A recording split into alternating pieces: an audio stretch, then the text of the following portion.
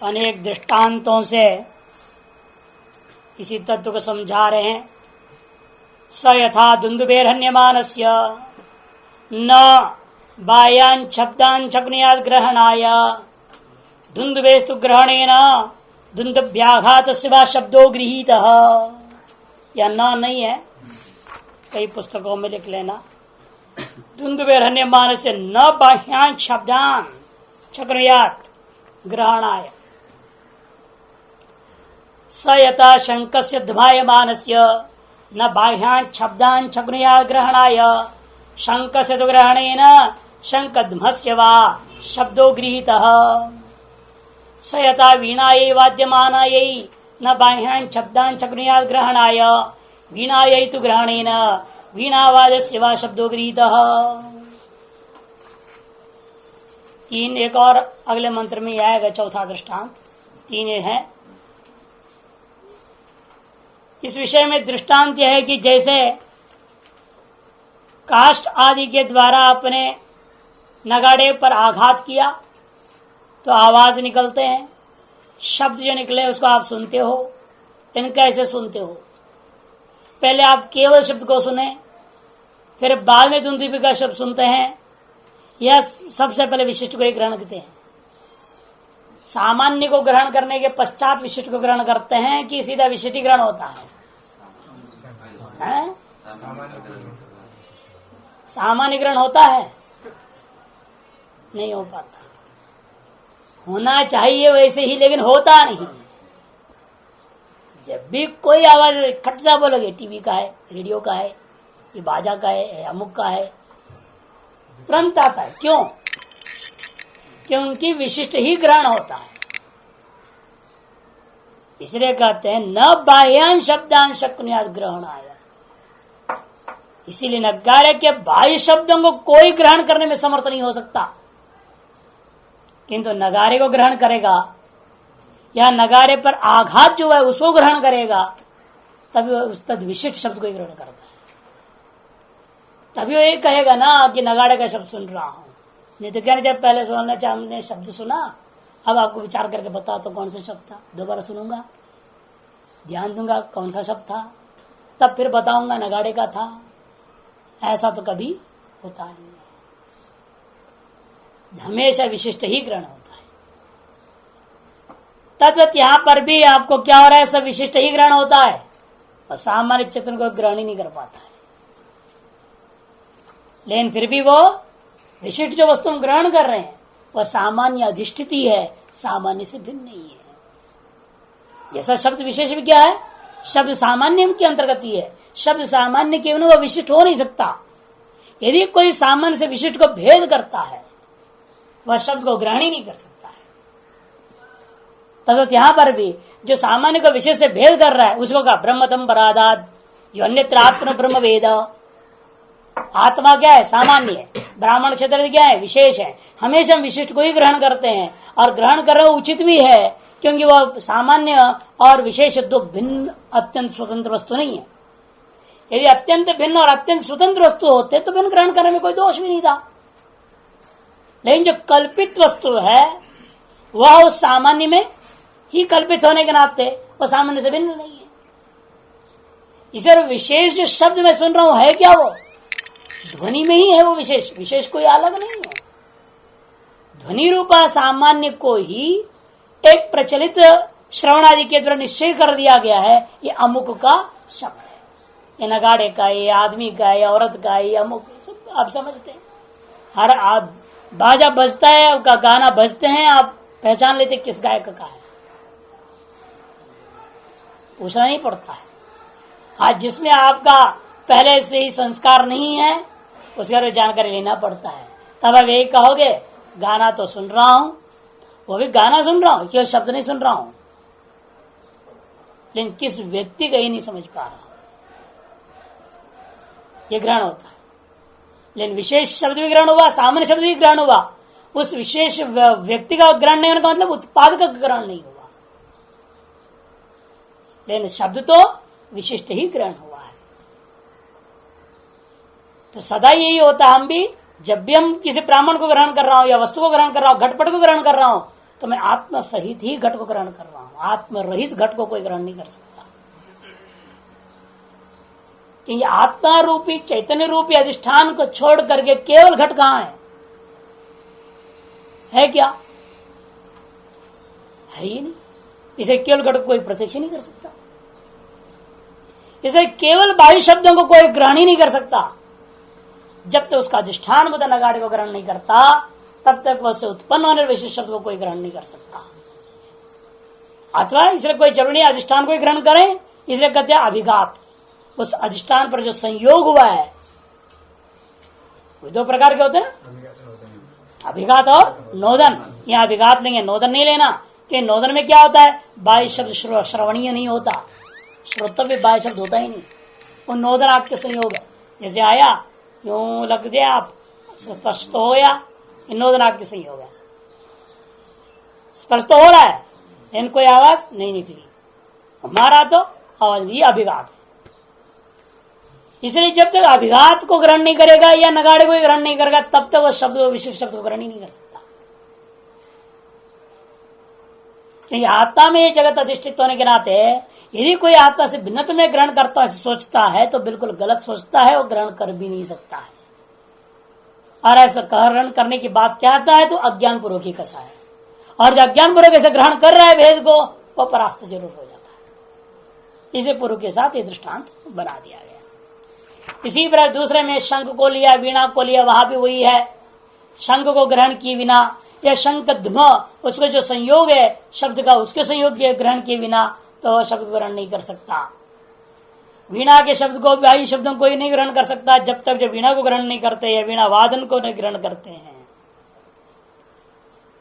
तीन दृष्टांत दिया है, इन पर भाष्यकार कुछ विशेष नहीं कथन करते क्योंकि पूर्व में कथन हो चुका है दृष्टांतों का। सयता आर्द्रैधाग्नेरभ्याहित पृथक धूमा विनिश्चरन्ति एवं वार्य अस्य महदो भूतस्य निश्वसितम् एतद्यद्ऋग्वेदो यजुर्वेद सामवेदो सर्वांगिरस इतिहास पुराणं विद्या उपनिषद श्लोकाः सूत्राण्यनुव्याख्यानानि व्याख्यानानि इष्टगुं हुतम् आशितम् पायितम् अयं च लोक परश्च लोक सर्वाणि च भूतानि अस्यैवैतानि सर्वाणि निश्वसितानि सयद आर्द्रैधाग्नेः अभ्याहितस्य पृथक् धूमाः। गीली लकड़ी को, ईंधन को आपने जलाया है और उसका जो है अच्छी तरह से जो है भुंका दी, तो क्या हुआ, धुआं निकले। जैसे धुआं चल फैल जाता है अग्नि से, उसी प्रकार से अस्य महतोभूतस्य आत्मनः एतत् सर्वं जगत निश्वसितम् इव निश्वसितम्। यह संपूर्ण जगत निश्वास के समान है, बिना कोई प्रयत्न का होता। जैसा आपका अपना श्वास है, बोलना पड़ता है, सीधे होके जोर से लीजिए, प्रयत्न लेते हो, वैसे चल रहा है और बिना प्रयत्न का होता है। प्रयत्न पूर्वक तो लोग प्राणायाम करेंगे और प्रयत्न के बिना श्वास चलता है। इसलिए निश्वसितम दृष्टांत लिया है, जैसे अप्रयत्न पूर्वक सब कुछ उस आत्मा से प्रकट हुआ है। नाम और रूपात्मक के जगत, पहले नामों को गिनाया, शब्द में ही जगत, ऋग्वेद यजुर्वेद सामवेद अथर्वांगिरस इतिहास पुराण विद्या उपनिषद श्लोक सूत्राण अनुव्याख्यानानि व्याख्यानानि, यहां तक नामात्मक जगत। फिर कर्मात्मक जगत, रूपाधीन ही कर्म हुआ करते, कर्म नाम रूप कर्म इसलिए कहा जाता है। कर्मात्मक जगत है इष्टम हुतम आशितम पायितम, यह जन्म अगला जन्म सर्वाणि च भूतानि, अयं च लोकम ने यह जन्म, परश्च लोकम ने अगला जन्म, सर्वाणि च भूतानि, और इस प्रकार समस्त भूत ही जो है ना एतानि सर्वाणि निश्वसितानि, इसी से निश्वसित सारे भूत समझो, एतानि सर्वाणि भूतानि। इस पर भाष्यकार थोड़ा बात कह रहे हैं। चतुर्थे शब्द निश्वासी नहीं व लोकाद्यर्थ निश्वास सामर्थ्य दुप्तो भवती इति प्रतंग नोक्ता। चतुर्थे में द्वितीय अध्याय के अवसान गत मैत्री ब्राह्मण में विशेष कह चुके थे, शब्द निश्वास नहीं व लोकाध्यर्थ निश्वास। शब्द का पहले उत्पत्ति पूर्वक ही लोकादि पदार्थों का जो उत्पत्ति हुई है, सामर्थ्य कथित बातों को दोबारा कथन करने की अपेक्षा नहीं है।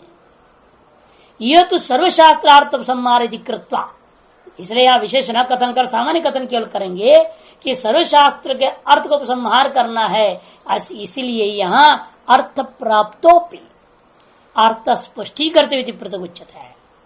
यद्यपि पृथक कहने की अपेक्षा नहीं है, फिर भी यहाँ पर जो स्पष्टीकरण करने के लिए किंचित अंश मात्र को लेकर पृथक कथन किया। यह इष्टम हुतम आशितम पाहितम अयम लोक का परवलोक का। इष्टम बने यागादि निमित्तक धर्म समूह धर्मजात, हुतम से होम निमित्तक धर्म समूह, आशितम से भंडारा जो करता है, जो अन्नदान निमित्तक जो है धर्म समूह, पाहितम जो पान कराया पेय, चाय भंडारा देते हैं, नाश्ते भंडारा, चाय भंडारा कर दिया किसी ने और प्याऊ लगा देते हैं, इन सब चीजों से जो पेय पदार्थों का दान से उत्पन्न पुण्य आदि कर्मों को ग्रहण करना पाहितम। अयंचलोक और यह जन्म, ये शरीर, परश्चलोक अगले जन्म में प्राप्त होने वाला शरीर, सर्वाणि च भूतानि इस प्रकार से समस्त भूत और कह दिया और संपूर्ण भूत ही नहीं बल्कि ये सब जो कुछ भी है, यत्किंचित एतानि सर्वाणि निश्वासानि तस्य महत्वभूतस्य, उस परमात्मा के निश्वास के समान निश्वास है समझो। स यथा सर्वासाम्या, ये एक शंका हो सकता है, फिर तो पृथक है। जैसे आपसे आपका निश्वास पृथक है, वो आता जाता रहता है, काम चलते रहता है उसका अपना, आप तो अलग है ना, फिर तो परमात्मा से अलग हो जाएगा। ये कहते नहीं नहीं, दृष्टांत समझाते वो अनायास प्राकट्य को लेकर के हम निश्वास कथन किया, इसका नहीं पार्थक्य तुम सिद्ध कर दोगे शब्द को लेकर के, पार्थक्यता नहीं पृथक सिद्ध करने के लिए बात निश्वसितम नहीं कहा गया, अनायास ही यह कल्पित वस्तुओं का प्राकट्य चेतन अधिष्ठान में हुआ है, इस बात को बताने के लिए। क्यों ये नहीं तो फिर कहोगे कल्पना किसने की, कल्पक कौन था? अद्वैत सिद्धि में सब शास्त्रार्थ है, कोई कल्पक जरूर होगा। जैसे दुनिया में कोई कल्पना मानते हैं तो कल्पना का कोई कल्पक हुआ करता है और कल्पना का अधिष्ठान उस कल्पक से भिन्न होता है। इसे यहां भी मानो, ये कल्पना मानते हो तो कोई आपत्ति नहीं हमें, और उसका अधिष्ठान ब्रह्म माना आपने, कोई आपत्ति नहीं उसमें भी। इन कल्पक इन दोनों से अलग तीसरा होगा, त्रैतवाद सिद्ध हो जाएगा सब। ये सब का वहां खंडन विस्तार पे न किया गया, ये सब जरूरत है नहीं, इसलिए यहां पर निश्वसितम शब्द कहा गया है। लेकिन उसको स्पष्ट करते हैं अगले मंत्र में, स यथा सर्वासम अपागं समुद्र एकायनम एवं सर्वेशा गं स्पर्शाणाम त्वगेकायनम एवं सर्वेशा गंधानाम नासिकेकायनम एवं सर्वेशा रसानाम जिह्वैकायनम एवं सर्वेशा रूपाणाम चक्षुरेकायनम एवं सर्वेशा शब्दानां श्रोत्रमेकायनम एवं सर्वेशा संकल्पानां मन एकायनम एवं सर्वासां विद्यानां हृदयमेकायनम एवं सर्वेषां कर्मणागं हस्तावेकायनम एवं सर्वेषाम् आनंदम उपस्थ एकायनम एवं सर्वेषां विसर्गाणां पायुरेकायनम एवं सर्वेषाम् अध्वनां पादावेकायनम एवं सर्वेषां वेदानां वागेकायनम। दृष्टांत बता दिया, पार्थक्य केवल नैमित्तिक होता है, परमार्थता एक ही होता है। यथा समुद्र और नदियां, यद्यपि नदियां समुद्र से अपृथक हैं, लेकिन नैमित्तिक पार्थक्यता की प्रतीति होती है। सूर्य ने ग्रहण किया और सब वर्षा हुई और अलग नदियां जैसे प्रकट हुए, फिर अंत में सबके सब समुद्र में घुस जाते हैं। यथा सर्वासाम अपाम समुद्र एव एकायनम, जैसे समस्त जलों का समुद्र एकमात्र प्रलय स्थान है, लय स्थान है, क्योंकि वही उसका वास्तविक स्वरूप था, इसे उसमें लीन हो जाता है। इसलिए लय दो प्रकार की मानी गई, पहले भी कह रहा था ना, अविनाशी और अनुच्छेद धर्म आगे उपदेश क्यों देंगे कि लय दो प्रकार के, सान्वय लय और निरन्वय लय होता है। सान्वय लय में अवयव नष्ट हो गया, अवयवी रूप हट गया, लेकिन अभी अवयव दिख रहे हैं वहां पे। जैसे घट को फोड़ दो तो क्या हुआ, टुकड़े टुकड़े दिख रहे हैं, पीस डालो तो भी मृतिका का चूर्ण ही है, इसको सान्वय लय कहा जाता है। और हम लकड़ी जला दिया, सब भस्म हो गया, ये नहीं कि आग रूपी कार्य प्रकट हो गया और आग वापस लकड़ी में लीन हो गया, लकड़ी ऐसे का ऐसा है, मिलेगा इसे कभी? लकड़ी से अग्नि रूपी कार्य प्रकट हुआ और कार्य अग्नि रूपा कार्य लय हो गया। कहा? अपना कारण लकड़ी में। लकड़ी ऐसे मिलेगा आपको? नहीं। उसका निरन्वय लेकर कार्य कारण दोनों ही स्वाहा हो गए। इस कपड़े को जला दो, वो जल के कपड़े कहां गए? धागों में रह गए, और धागों से दोबारा कपड़ा बनाओ, बनेगा क्या? जब कपड़े जल गए तो उसके कारण धागे भी जल गए, और धागे के कारण रुई भी जल गया, सब स्वाहा हो गया। अब राख से दोबारा कपड़ा बनाओगे? नहीं बन सकता। इसको निरन्वय नाश कहते हैं। और इस आत्मा की विलक्षणता है, यह न सान्वय नाश वाला ये, निरन्वय नाश वाला भी नहीं है। उभय प्रकार से नाश रहित है ये आत्मा। यदि भी सगल कार्य का सान्वय नाश हो रहा है आत्मा में, अतः इस आत्मा से वापस आ भी जाते हैं, नहीं तो आ नहीं सकते। यदि निरन्वय नाश हो जाता, फिर ये तो गए ही और आत्मा भी खत्म हो जाता, फिर कहां से आता दोबारा जगत? आप सो जाते, सब खत्म हो जाता, आप भी खत्म ही हो जाते, तो जगता कौन फिर?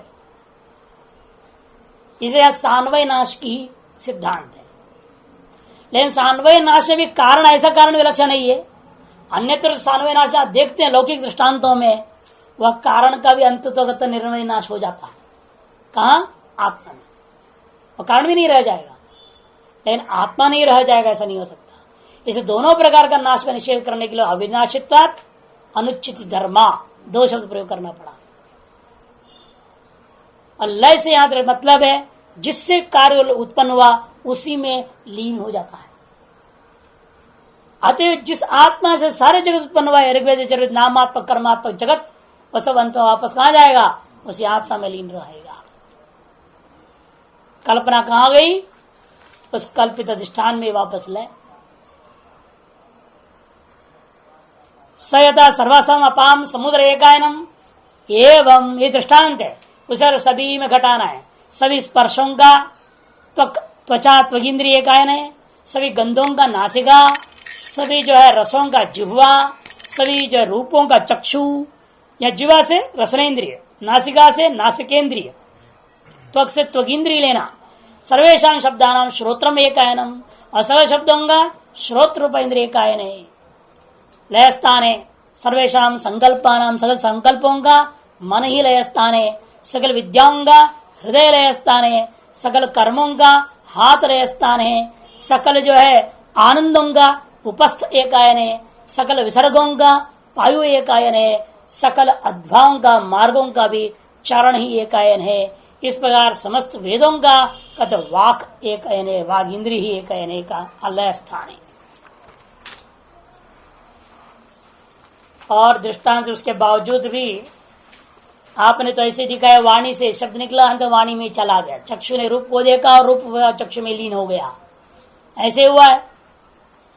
तो अनेक का दृष्टांत लिया आपने, जिससे जो उत्पन्न उसमें लय हुआ है। लेकिन व्यवहार में क्या है?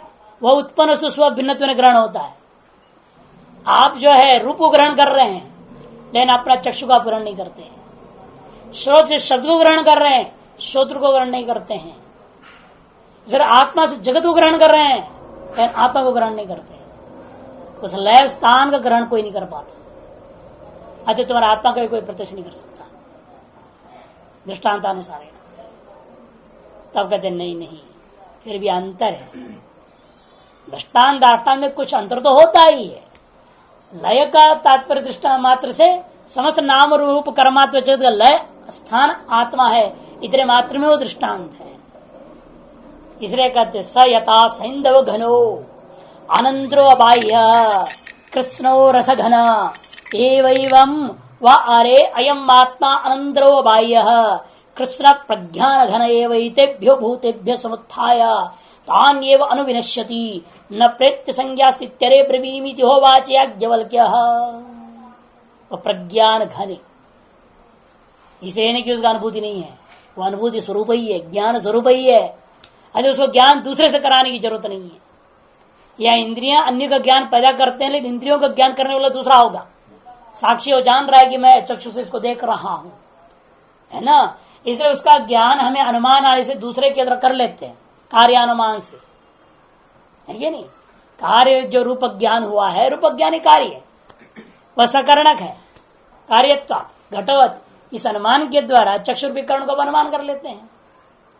तच्चकरणम चक्षुरेव गंधाश्रित रूप मात्र व्यंजकत्वात् यन्यंतन्यता रसनादिवत। ऐसे बना करके आप किस आधार पर कर रहे हैं? ये सब कौन बनाएगा?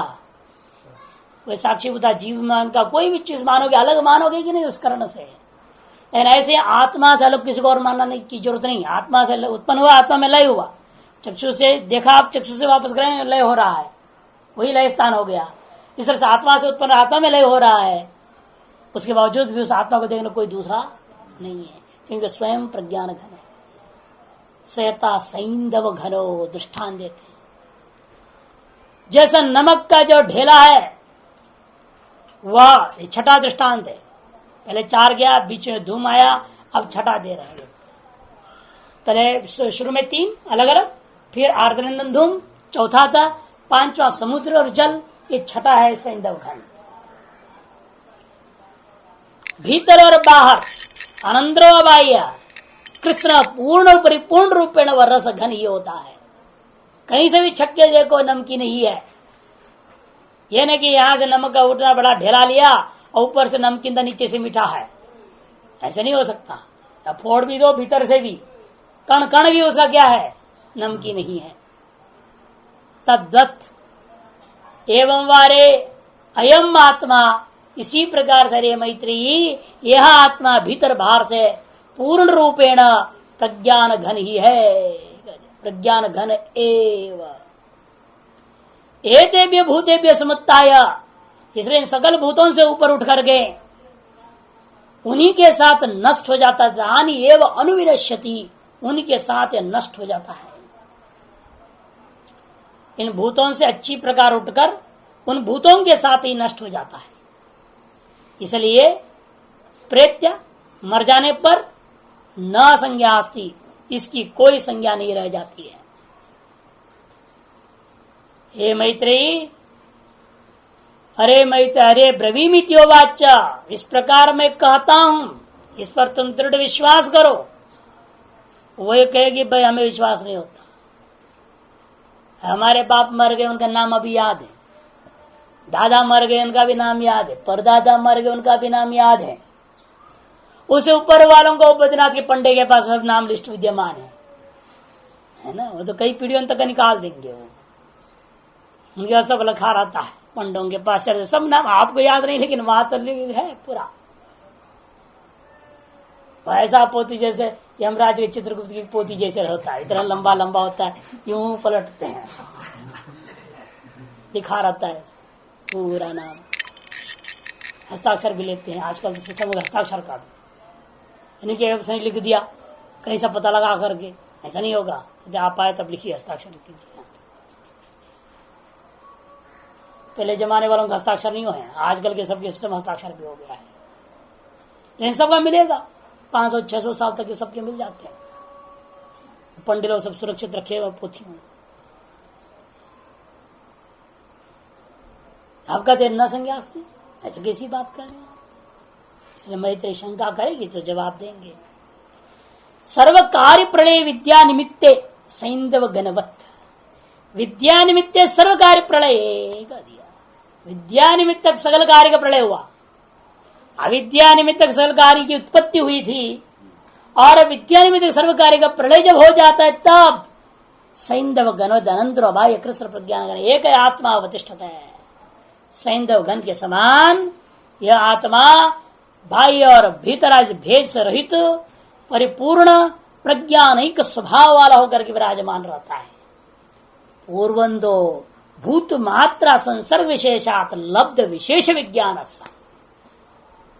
विद्या निमित्त सर्वकार प्रलय के पूर्व में क्या था वो बता रहे। पूर्वंदो भूत मात्रा, भूतानाम आकाशादि नाम मात्रा, शरीर कर्ण विषय आकार परिणाम। भूत मात्रा क्या है? मात्रा मियंते इति मात्रा, कर्म लेकर के शरीर को लेना, कर्ण को ले लेना, विषय को ले लेना, तदाकार परिणाम को ले लेना, ये सारे मात्रा सबसे ले लेना है। उनके साथ तई संसर्ग विशेषात, उनके साथ संसर्ग विशेष हुआ, संबंध विशेष हो गया। अभी कैसे? आवित्यक है, आवित्यक संबंध विशेष के कारण से तादात्म्यता को प्राप्त करके आप कैसे थे? विशेष विज्ञान, आप विज्ञानमय हो गए थे, विशेष विज्ञान वाले हो गए थे। अर्थात जो पहले जीव था, है ना, विशेष विज्ञान सन जीव भावापन्न सन विद्या निमित्ते सर्वकार प्रलय सती आत्मरूपेण अवतिष्ठते। अतः एव तस्मिन् प्रविलापिते विद्या विशेष विज्ञाने तन्निमित्ते च भूत संसर्गे। इसलिए विद्या तस्मिन् विशेष विज्ञाने प्रविलापिते, वह विशेष विज्ञान का भी विलय हो गया और उस विज्ञान का निमित्त भूत का संसर्ग जो संबंध थे वह भी विलय हो गया। अतएव न प्रेत संज्ञा इत्यम याज्ञवल्क्येन उक्ता, इस प्रकार याज्ञवल्क्य के सुस्पष्ट कर दिया गया। ज्ञानोदय के प्राग अवस्था में जो रहता है उनमें से कुछ भी ज्ञानोदय उत्तर अवस्था में नहीं होता, केवल प्रज्ञान एक घन अपना आत्म स्वरूप स्थित रहता है और उसका कोई नाम है नहीं। ये तो अज्ञान काल में समझाने के लिए कह दिया, आप आत्मा है, ब्रह्म है, ये सब नाम से कह रहे हैं, लेकिन वास्तु तत्व के लिए शब्द ही नहीं है, को कुछ ही नहीं, वहां तो बोलना ही नहीं होता। इसे कहते हैं गुरुस्तु मौनम व्याख्यानम शिष्यस्तु सर्व छिन्न सर्व संशया, सब संशय खत्म हो जाता है। आत्मस्वरूप प्रतिष्ठित जो गुरु हो जाए तो उसके सन्निधि में आते ही बराबर शिष्य का सर्व संशय नष्ट हो जाता है। ऐसे श्रोत्र ब्रह्मनिष्ठ गुरु मिलने का भाग्य भी होना चाहिए, है ना। मिल जाते हैं लेकिन मिलने पर स्वयं उसके योग्य नहीं तो क्या फायदा। बिंब सामने में है लेकिन दर्पण में कालिक पोता है तो दर्पण क्या करेगा, बिंब क्या कर सकता है उसमें, है? दर्पण में आपने ब्लैक पेंट लगा दिया है, अब बिंब के सामने रख दो और बिंब क्या करे, है? बस देखते रहेगा, बस कुछ दिखेगा है नहीं, वहां उसे कोई असर नहीं करेगा, प्रतिबिंब तो पड़ेगी है ही नहीं। इसी प्रकार आपको श्रोत्र पृष्ठ भी मिल जाए लेकिन आपके अंतःकरण अभी तैयार नहीं है तो उसको भी कहोगे ये मूर्ख महाराज है, वो चाहता जाता है नहीं इसलिए मौन है। तो बोलता नहीं का मतलब क्या है, जरूर इसको कुछ नहीं आता है, ऐसा उल्टा ही अर्थ लगा देंगे। एक विदेशी आया था, 1985 की बात है, हम लोग छोटे महाराज के पास बैठते थे, पढ़ते भी थे उनसे। तो विदेशी सुना कि ये बहुत मोटे ताजे महात्मा होते, बहुत बढ़िया, the greater the Bali the greater the Mahatma policy लेकर के आ गया वो, और हाँ ये बहुत बड़ा महात्मा है, बहुत मोटे तगड़े हैं तो बिल्कुल बहुत बड़ा ज्ञानी होगा, ऐसे करके वो आया और पूछा अंग्रेजी में कुछ कुछ। हमारा जी मुस्कुराते रहे, कोई जवाब नहीं दिए, बिल्कुल ही शब्द एक शब्द नहीं निकाला मैंने मुझसे। हम अनुवादक थे बीच में, जितने अंग्रेज आते थे हमको पकड़ा देते थे, हमारा वहां जाओ भाई तुम अनुवाद करो। हम क्या करें, वो जो अंग्रेजी में बोलेगा हम हिंदी में महाराज जी को सुनाते हैं, हम महाराज जी मुस्कुराते हैं, हम बोलते थे बस smiling is the answer for you, smile is the answer. बड़ा गुस्सा हुआ हो, फिर नीचे आने के बाद बोलता है दिस महाराज नोस नथिंग। तब मैंने कहा you know nothing is better than nonsense. एकदम घबराया वो थोड़ा। The other people speak only nonsense and he never speaks that is nothing that is better than nonsense. वो बात कुछ नहीं कर रहे, वो अच्छा है, बकवास करने के पेशा से तो अच्छा है ना। जो बकवास होता है बिल्कुल बेकार होता है, उससे अच्छा मौन है तो अच्छा ही तो है। ये मत समझो कुछ नहीं जानते हैं, हम लोग उनसे ही तो पढ़ते हैं। जब हम कुछ जान रहे हैं तो कुछ नहीं जानते ऐसे कैसे हो सकता है। यस यस बोलता है। हमने कहा तू गधा है इसलिए तुमको कुछ नहीं बोलते, और हम पूछते तो जवाब दे देते, हम आदमी है ना।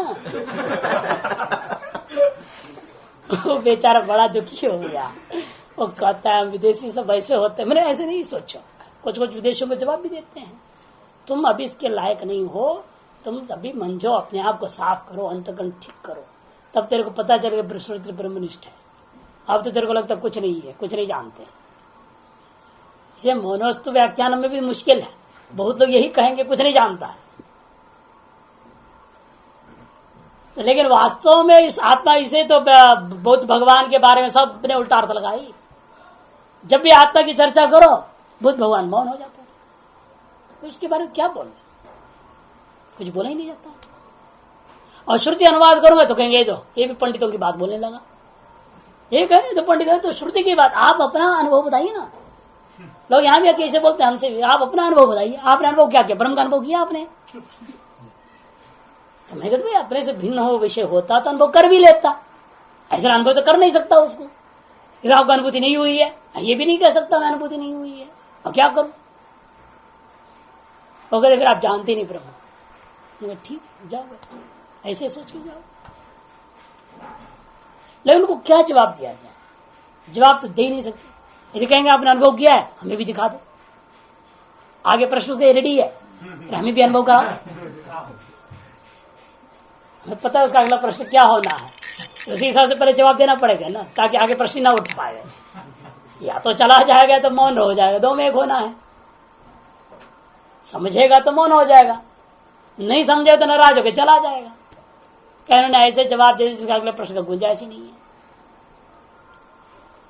और कहीं वो कहना पड़ता है, जब पूछते हैं ना आपने अनुभव किया, तो आपने कैसे जाना मैं अनुभव करने के लिए आया हूं?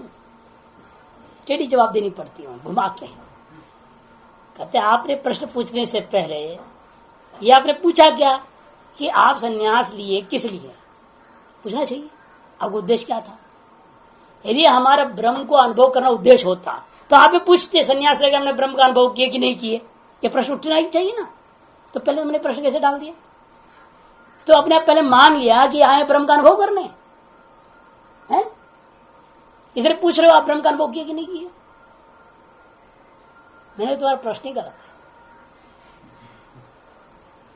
वो क्या करेगा? फंस गया हो। कहते फिर क्या पूछना चाहिए? नहीं तुम सोचो।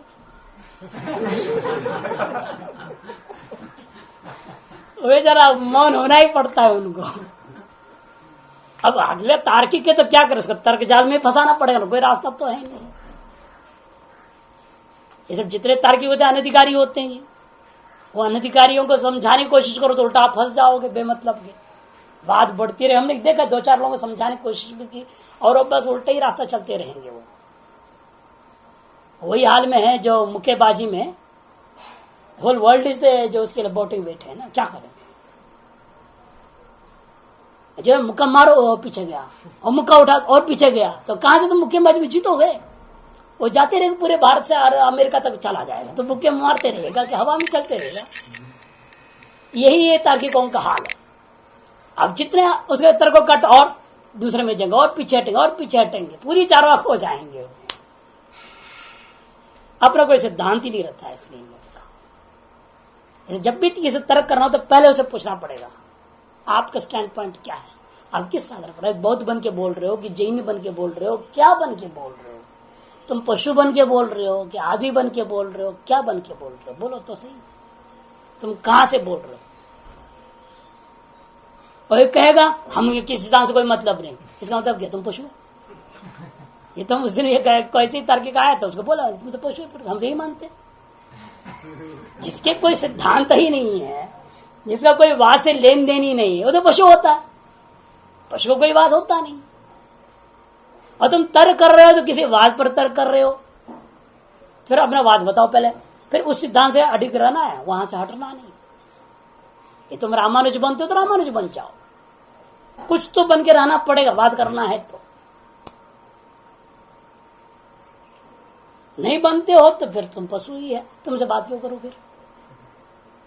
इसे तुम्हारे प्रश्न का जवाब नहीं दूंगा। ये बनते हो तो उससे बात के खड़े होकर के तर्क करो, फिर उसके जवाब मिलेगी। यही शास्त्र की प्रक्रिया है। नहीं तो उस प्रज्ञान के घन के बारे में कुछ भी नहीं बोला जा सकता। इसी का नाम ही नहीं है तो रूप और कर्म कहां से होगा? न प्रेत्य संज्ञा स्थिति, इसलिए भू संसर्गे न प्रेत्य संज्ञा स्थित्यम याज्ञवल्क्य न उक्ता। साहोवाच मैत्रेयी अत्रैव मा भगवान मोहम मोहांतम आपी पिपन नवा अहम इमं विजानामीति। सोहोवाच नवारे अहम मोहम ब्रवीमि अविनाशी वा अरेयम आत्मा अनुच्छिन्न धर्मा। एक छांदस प्रयोग है, रूप अपी पिपन, छांदस रूप है, व्याकरण के हिसाब से रूप बनेगा नहीं।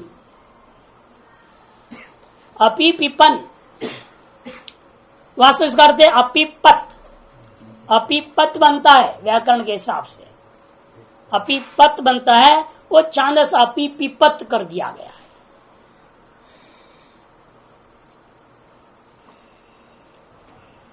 साहवाच मैत्रेयी, वह मैत्रेयी बोलने लगी कि भाई आपने मरने पर इसकी संज्ञा नहीं रहती है, ऐसा कह करके मुझे इस प्रज्ञान के घन के विषय में एवं उक्त्वा मामने माम भगवान पूज्य आचार्यो महान मोहांतम अपि पिपन, आपने जो है मुझे मोह में डाल दिया है। नवाहम इमम विजानामि, इसलिए मैं अब इस आत्म तत्व के बारे में कुछ भी निश्चय नहीं कर पा रही हूं, विशेष रूप में ना इसको समझ नहीं पा रही हूं। क्या है ये, ऐसा ऐसा कौन सा चीज है जिसका जो नाम ही नहीं रह गया, कर्म नहीं है बात समझ में आती है था सुषुप्ति, रूप नहीं है बात समझ में आती, मरने के बाद वो शरीर खत्म हो गया, नाम भी नहीं है ये नहीं समझ में आता है। कर्म और रूप का नष्ट होने के बावजूद भी नाम तो सदा रहता है। अतएव इस आत्मा के विषय में तो आप कहते हो नाम भी नहीं है, ये तो असंभव है। तब जो कहते हैं सहोवाच, याज्ञवल्क्य महाराज कहते हैं भाई सबसे पहले कहे मैं मोहवाचक शब्द प्रयोग किया ही नहीं है, मोह का वाक्य का प्रयोग ही नहीं किया। नवारे हम मोहम ब्रवीमी, फिर आपने क्या कहा, नाम भी नहीं रहने का है तात्पर्य है यह दोनों प्रकार के नाश से रहित है, सदा रहता है। ये जो नाम वाला होता है वो कभी रहता है कभी नहीं रहता है, ये सदा ही रहने वाला होने से इसका नाम भी नहीं रहता है कह रहा हूं। नाम भी नहीं रहने का अर्थ है वो नित्य, और नाम रूप कर्म क्या है, तीनों अनित्य हैं।